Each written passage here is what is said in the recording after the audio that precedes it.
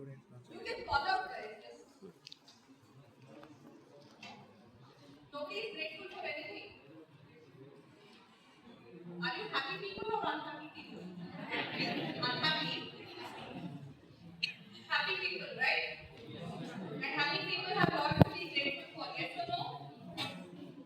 Yeah? Okay, all of you are in computer science. I think that is something that everybody wants. So, grateful for that? No?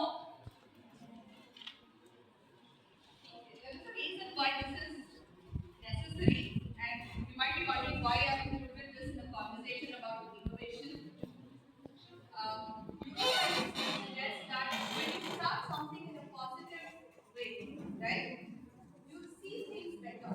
Which is why we also start with an invocation and so on, right? In our the way we go about our lives, this has been inbuilt into our systems. For some reason, we have given up on it.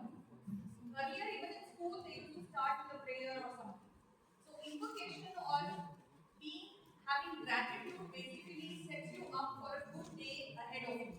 So whenever you start something, if you start with an attitude of gratitude, it actually helps you. It helps you receive information better.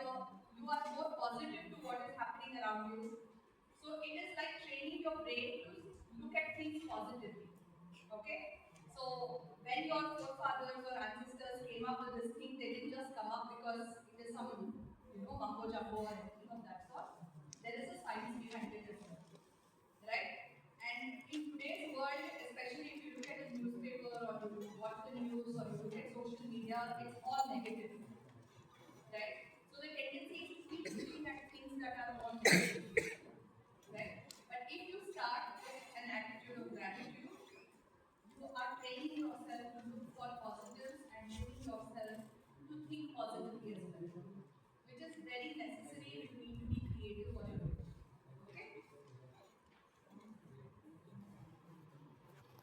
So here is another exercise for all of you. How many of you are right-handers? Okay, most of you. So if you are right-handed, your left hand is non-dominant. Okay? If you are left-handed, then your right hand is non-dominant. Whatever you use commonly is your dominant hand. Whatever you don't use commonly is your non-dominant hand. I want you to do an exercise. I want you to use your pen, draw on the paper with your non-dominant hand. So draw anything, but with your non-dominant hand and write your name.